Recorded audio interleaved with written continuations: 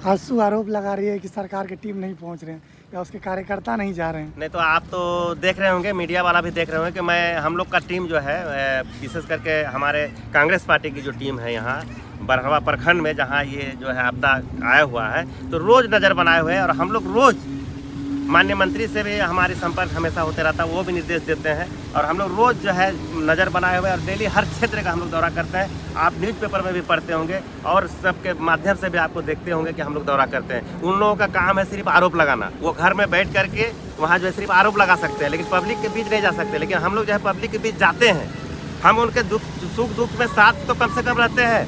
और हम प्रयास करते हैं कि उनको अगर कोई दुख है तो उसको हम जो है उस दुख को ख़त्म करने का हम करते हैं। लेकिन आंसू वाले का खाली यही है कि वो घर में बैठ करके बंद कमरे में आरोप लगाना ही उनका काम है। लोगों के बीच जा करके उसका सुख दुख बांटना उसका काम नहीं है। उसका काम अगर बांटना है तो वो कांग्रेस पार्टी के कार्यकर्ता ही करते हैं, कांग्रेस पार्टी के नेता करते हैं, वो हमारे मंत्री आलमगीर आलम साहब करते हैं, तनवीर आलम साहब करते हैं। फिर लगातार वर्षा होने के कारण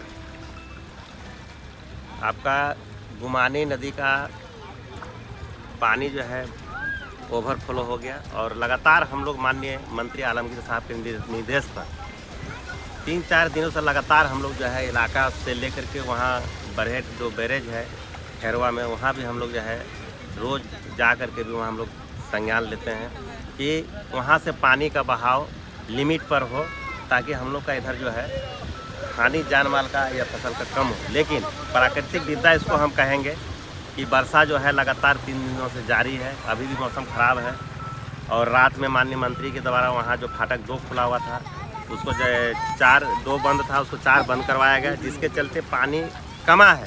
लेकिन इधर कुछ जगहों पर धान को पूरा क्षति है। और आज हम लोग माननीय मंत्री के निर्देशानुसार निकले हुए थे, एक टीम बना करके निकले हुए हैं।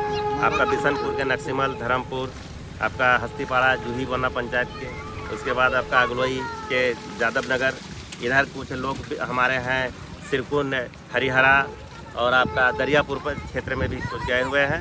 और हम लोग जायज़ा ले रहे हैं कि क्या इसका जो है कहाँ तक क्या नुकसान। तो अभी तक पता चला है कि जान माल का हानि नहीं है, लेकिन फसल का काफ़ी क्षति है।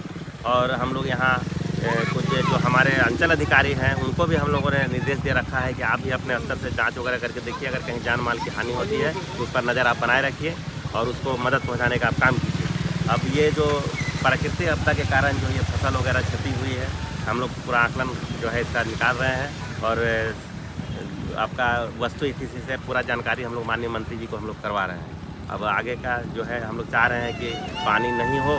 और अभी बात हुआ हमारा वहाँ बैरेज के एसडीओ साहब से भी कि पानी को वहाँ जितना ज़्यादा से ज़्यादा फाटक बंद रखा जाए, ताकि पानी का बहाव कम होगा। इधर जल्दी पानी अगर निकल जाता है तो क्षति जो है, गांव पूरा डूबा हुआ नहीं है। जैसे गांव के किसी मोहल्ला जो नदी के किनारे बसे हुए हैं, तो अब ऑटोमेटिकली है कि वहाँ पानी थोड़ा जो है गया हुआ है। और वैसे हम दौरा करके जो आ रहे हैं, तो जब पानी ओवरफ्लो पूरा हो गया था तो उसके चलते कुछ घरों में भी या घर के आंगन में जो नीचे तबके में जहाँ लोग रह रहे हैं वहाँ पर पानी गया हुआ था, लेकिन पानी अभी